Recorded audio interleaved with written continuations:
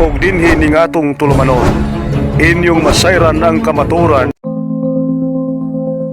Kay sa kamaturan.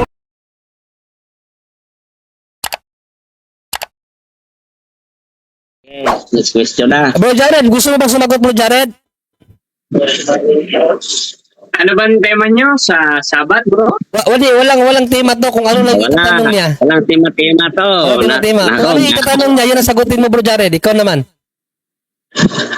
Sige, tanong bro. Ano bang ano niya? Ah. Sige. Bro Jared, ito yung tanong ko ha. Yung bang holy water, ginagamit pa rin ba ngayon? Hanggang sa panahon natin ngayon? Sa anong paraan ginagamit yung holy water? Aba, unang-una sa exorcism, sa pagpapalit ng demonyo, gaya mo.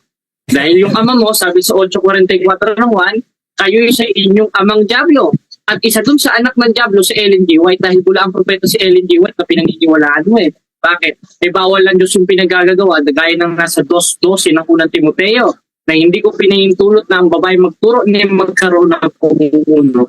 Ngayon, sabi De bro, lumalayo ka sa ating ano bro eh. Nakikinig ka ba bro? Teka lang, sumasagot pa Magwayin. Bibigyan ka naman ng panahon Magwayin, mamaya eh. Sumasagot pa siya eh. Okay. Tama naman yung sagot niya, bro. Ano? Yung ano kasi niya bro eh. Yung sagot niya bro, mali bro eh. Tatanggapin mo yung sagot ko. Mali pala ang sagot ko. Sagit lang, pakinggan mo muna ako. Patuloy. Kung pagtatanong ka, pakinggan mo yung sagot ko.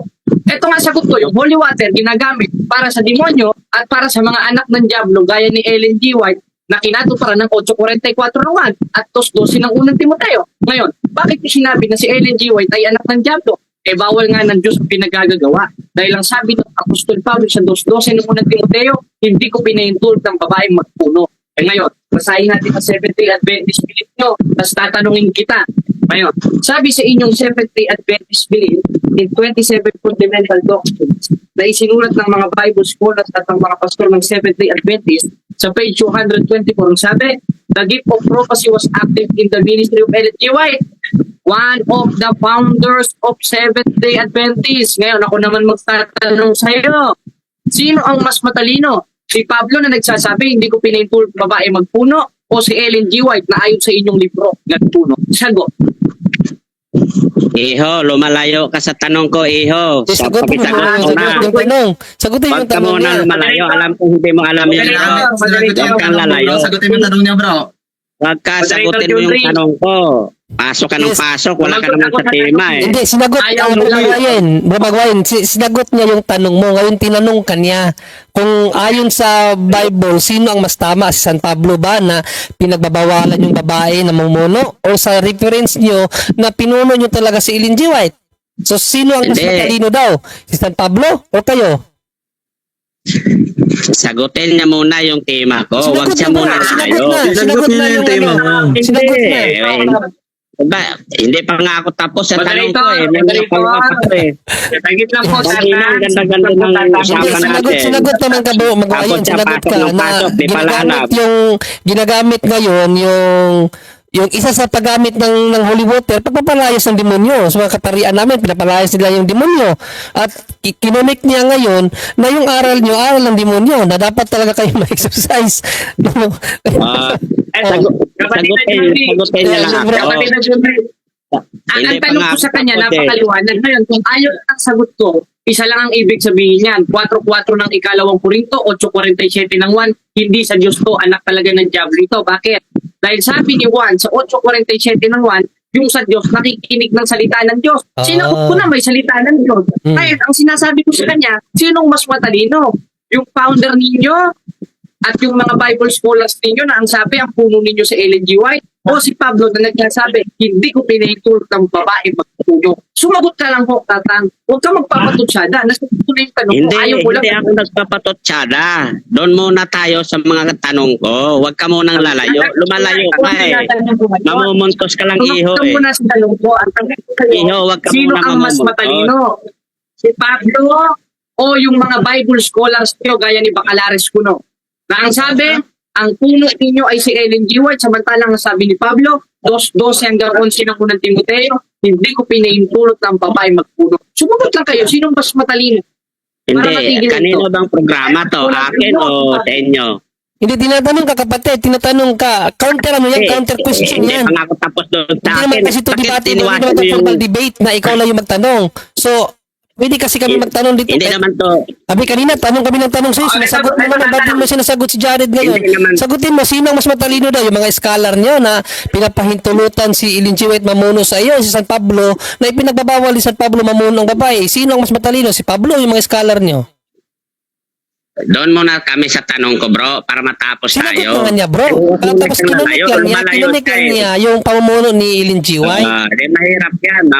Mamumuntos lang kayo niyan eh. Di tinanong lang niya, ano ba talaga? Sino mas bro. matalino? Yung mga scholar nyo o si San Pablo daw? Tanong lang naman yan. Ang tanong ko muna yung sagutin niya. Huwag ka siya munang malayo. Kasi mumuntos Ayaw sumagot mo, alam ko Jared. yung aral nyo. Hindi yan kapag maniwala Ngayon, yung ang aral tanong nyo. kasi napakaliwanag. Sabi nyo kasi, ang sabi kasi ng libro ninyo, si Ellen G. White, yung Seventh-day Adventist Belief, page 224, ang founder nyo inaamin ay si Ellen G. White. Ngayon, ang sabi ni Pablo 12 ng unang Timoteo, hindi ko pinahintulot na maging founder ang babae. Ano? Sino ang mas matalino? Yung mga Bible scholars ninyo, kasama yung 3A Media, at si Bacalares na ayaw lumaban na diskusyon, o si Apostol Pablo na nagsasabi na hindi ko pinahintulot ang babae maging founder? Sino mas matalino? Bro, parang sirang plaka ka niyan, bro. Hindi pa ako tapos. Di, tanong sino, bro? Ang tanong sino? ka lang sa tanong. Sasagutin Kasi niya, may bro, argumento bro, kasi. pagkatapos mo sagutin yung tanong, magtanong ka na uli. Sabihin mo na lang, bro, na hindi mo alam sagutin. Hindi yung marami kang paiwas-iwas eh. Yung iiwas ka eh. Sinagot na nga, bro. Sinagot na, bro. Sinagot Bro, na. John Ring, Bro, Sige, may sige, palwa Jared, pa nga ako na lang muna magano ba ng Jared kasi hindi siya nakikinig sa'yo. Sige, sige, ano yung tanong mo, bro, Jared?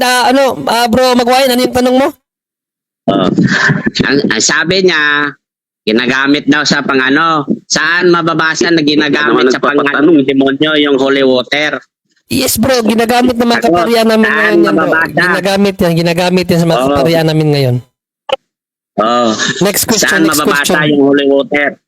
Next question, ginagamit ng mga kaparian namin yan. Next question. Oh. Saan mababasa anong talata sa Biblia na biblika yung holy water na ginagamit pang alis ng demonyo? Yes, kasi ang tubig nagsisimbolo ng paglilinis yan. Ang demonyo, ang katawan ng tao nililinis ng holy water. Kasi kapag inaalihan ka ng demonyo, ibig sabihin hindi ka malinis. Kaya para maalis yung demonyo, dapat linisin ka sa tubig kasi ang tubig, simbolo yan ng paglilinis. Unang Pedro 2 at 3, 20-21 na ang tubig sa panahon ni Noe, ginagamit yan pampalinis. Kaya walang problema kung gamitin ng mga kaparian ang tubig pampalinis sa tao na inaalihan ng demonyo. Kasi ang demonyo is larawan ng karamihan yan. So para malinis tayo sa mga demonyo na umaalig-aligid sa kapaligiran natin, gamitin natin ang banal na tubig kasi ang banal na tubig binigay ng Diyos yan sa atin para gamitin. may tanong ako, Anong bro, John Ring, sa plaka, bro, kanya. yung banal na May tubig? tanong ako, bro. Sige. Wag mo muna Bro, ipapasukin. bro, Puro Magyawen. tanong yan eh. Dapat Magwayen, bro, ako Magwayen. magtanong sa kanya. Sagutin niya muna. Sinagot na nga bro, kaso lang hindi mo nga tinatanggap yung sagot eh. Yung problema dyan eh, hindi mo tinatanggap yung sagot eh. Bro, talata nga ang hinahanap ko kasi Yun gusto na ko nga. biblika lang. Sa unang Pedro 3, 20-21 bro, ang tubig ginagamit pampalinis yan.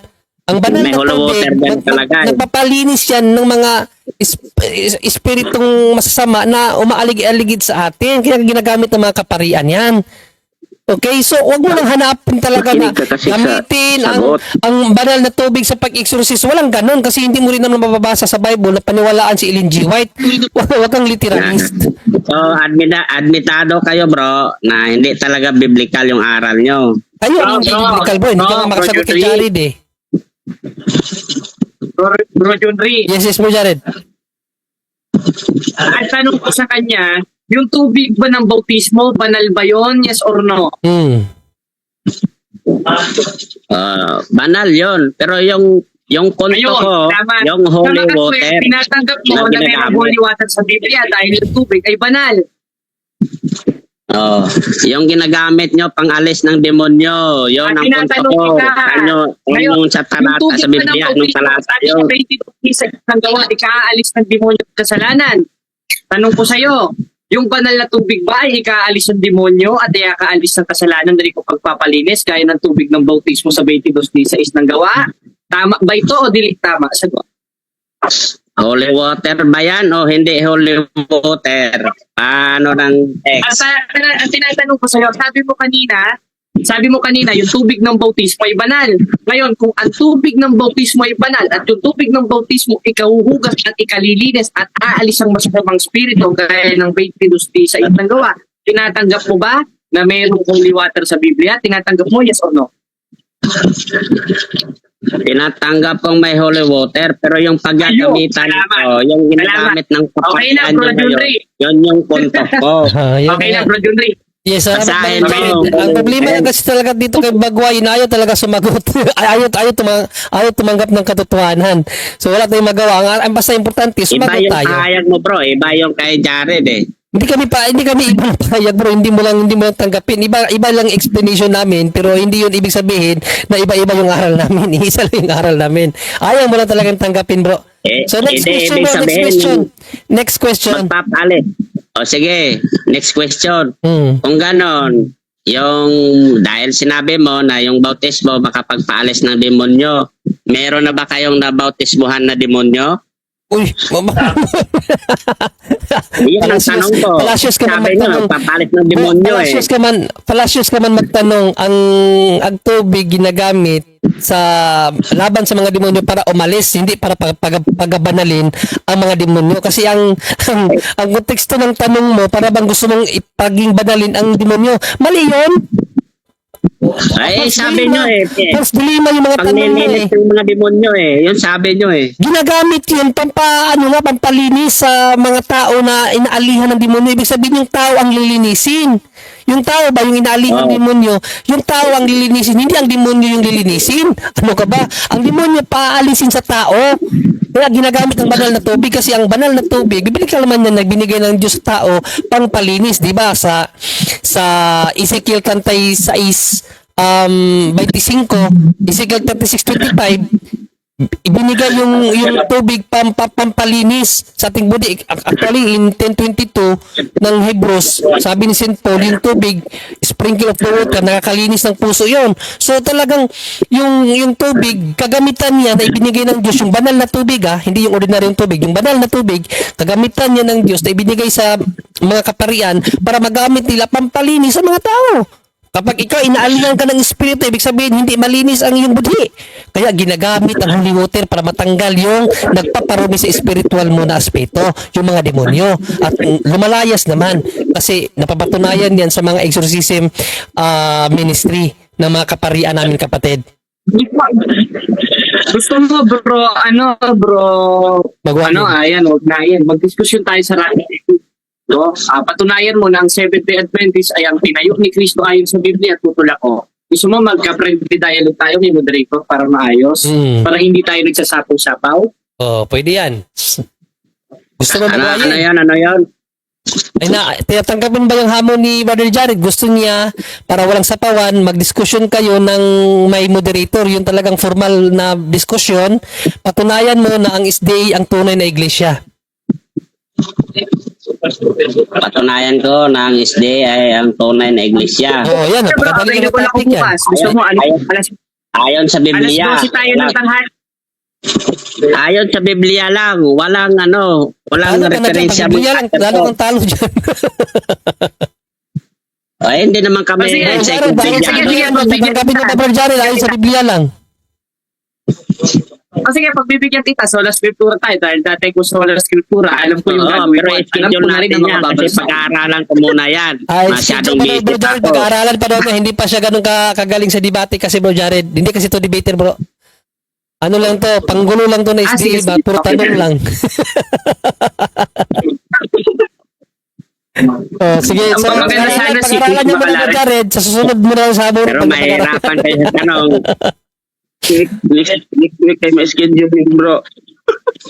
I-schedule mo yan. Pag-aralan ko muna yan.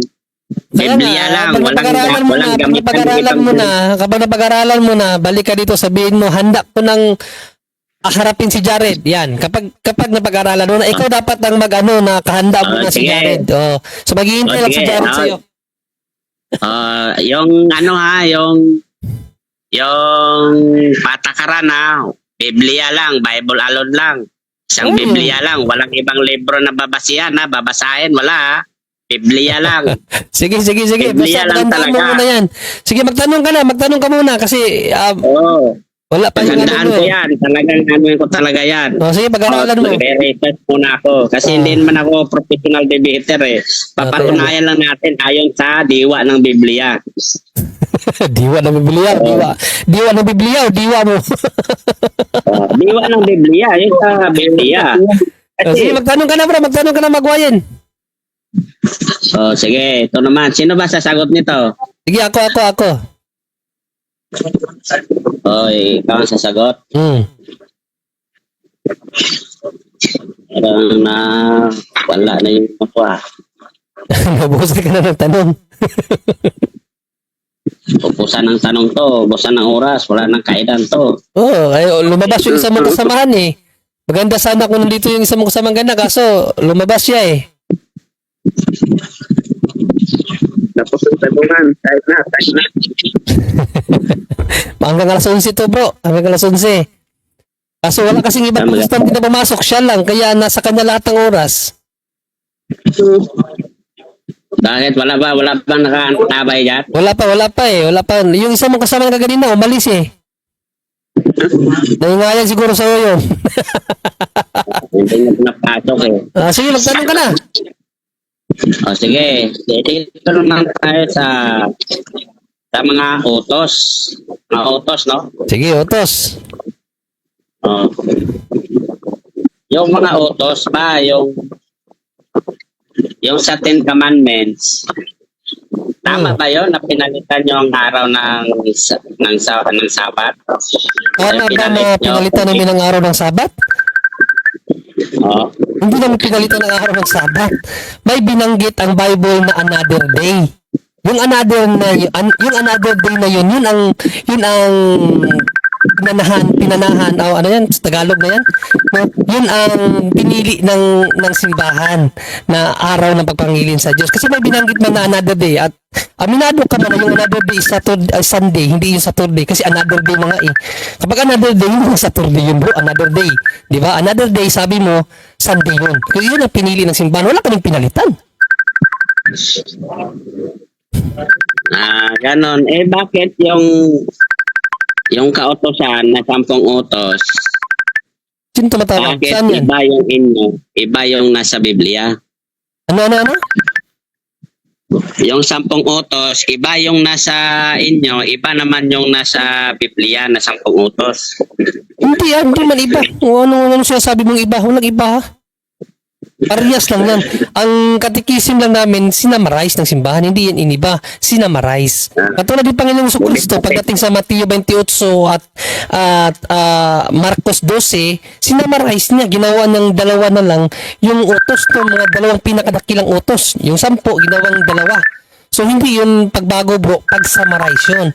Sabi ni Panginoong Kristo, binigyan ko kayo ng halimbawa upang inyong sundan. Sinundan ng simbahan si Panginoong Kristo na nag-summarize sa kanyang utos. Sinamarize na ng simbahan ano yung 10 utos. Kapatid, walang binago o pinalit o inalis doon. Wala. Bakit si Kristo sa Tawag-tawag. Mateo 5:7 hindi niya iniba eh? Ha? Bro? Sinamarize, bakit parang may kulang yata? May iba yata yung naka ano. Tapos si Kristo sa Mateo 5:17, hindi niya iniba eh. Wala siyang sinira o ano, bagkos tinupad niya pa nga. Yes, ang point ni Panginoong Kristo sa Mateo 5:17-18 bro, yung mga hinulaan ng propeta, kaya nga sinabi niya sa Mateo 5:17 na hindi matatapos ang kanyang araw, na hindi matutupad ang mga yon. Basahin ko sa iyo at ipapaliwanag ko sa iyo ang Mateo 5:17-18. Anong ibig sabihin dito Hindi mo naunawaan no? Ang ibig sabihin ni Panginoong Kristo dito, yung hula ng mga propeta. Kaya nga kinakailangang matupad yun. No? Basahin ko sa iyo. Mateo 5:17-18. Papaunawa ko sa iyo, ha? No, sabi dito, huwag ninyong akalaing naparito ako upang ipagwalang bisa ang kautusan at ang mga propeta. No? Naparito ako hindi upang ipawalang bisa ang mga iyon, kundi upang tuparin. Ano yung dapat ng tuparin? Yung hula patungkol sa kanya. Sa 18, tandaan ninyo, maglalaho ang langit at ang lupa, ngunit ni isang tuldok o kudlit man ng kautusan ay di mawawalan ng bisa hanggat hindi natutupad ang lahat. So yun ang konteksto doon sa Mateo 5:17-18 na yung hula ng mga propeta hindi matatapos ang araw ni Panginoong Jesucristo na hindi matutupad ang lahat ng iyon. Kaya nga sa John 19:37 ang sabi ni Panginoong Jesucristo, it is finished. Consummatum est. Sabi niya, natapos na. Ibig sabihin, yung mga hula ng propeta, natupad na niya lahat. Yun ang point ng Mateo 5:17-18, kapatid. Ang mga sinabi ng propeta, ihinula patungkol sa kanya, matutupad ang lahat ng iyon, kapatid. Ano ang matutupad yung hula, pero yung kautosan doon na sinasabi, hindi niya sinira eh. Sinabi niya eh. Talagang Sabi sinabi. nga sa Pablo, hindi na nga saklaw tayo sa kautosan ni Moises. Ano ka ba? Basahin natin na, sabi ni San Pablo. Hello bro. Yes, bro, Jared. Tama naman yung 5:17 ng Mateo. Kaso, wrong interpretation si Magwayen. Tama, hindi naman sinira ni Cristo eh, pero pinalitan niya, sabi sa 7:12 ng Hebreo.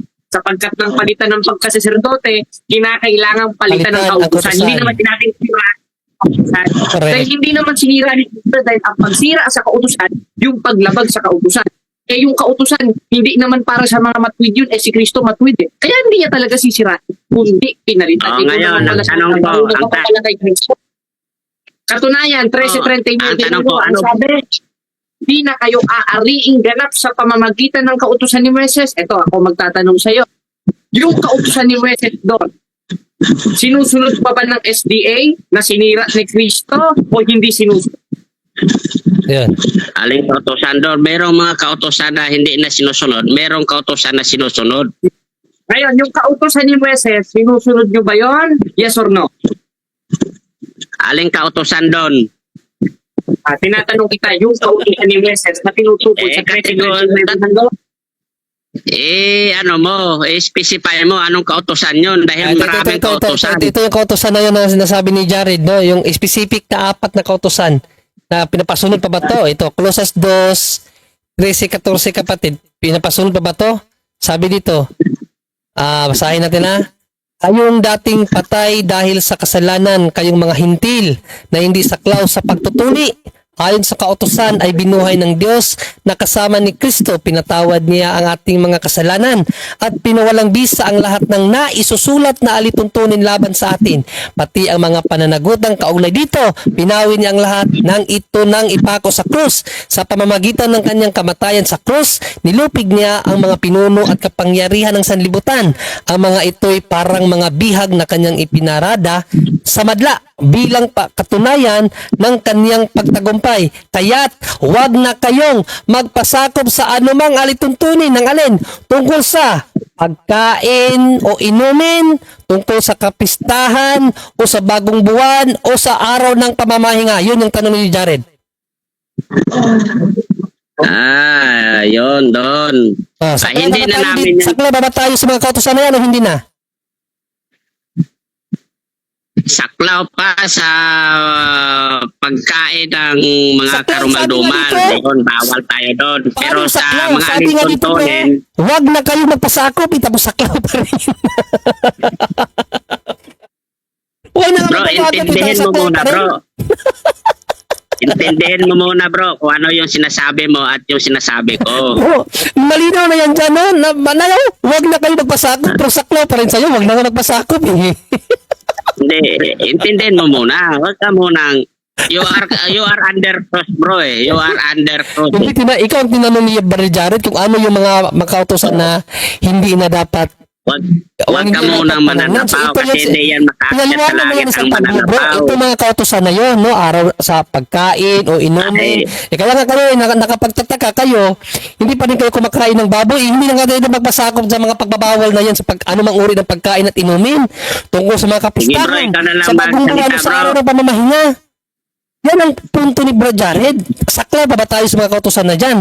Sabi mo, sakla pa rin. Huwag na lang kayo magpasakop. Sabi ni Pablo, huwag na magpasakop. Tapos kayo, napapasakop pa rin kayo. May problema dyan sa theology niyo, bro. Kasi kahit yung wag, ano nyo pa rin. Yung wag sa inyo, hala pa rin kayo. Para kang sino yung nakalaban ko na si Binti Adventist, si pangalan nun? No? Na tinanong ko siya about sa hula sa Hosea 2:11.